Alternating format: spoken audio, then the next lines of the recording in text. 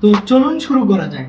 Facebook অথবা ইনস্টাগ্রামে যে কোনো এআই জেনারেট ছবি পছন্দ হয়েছে, কিন্তু প্রম্পটের অভাবে আপনি সেটা তৈরি করতে পারছেন না।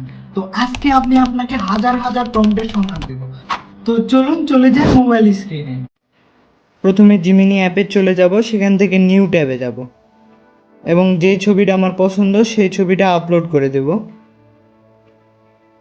দেওয়ার পর লিখব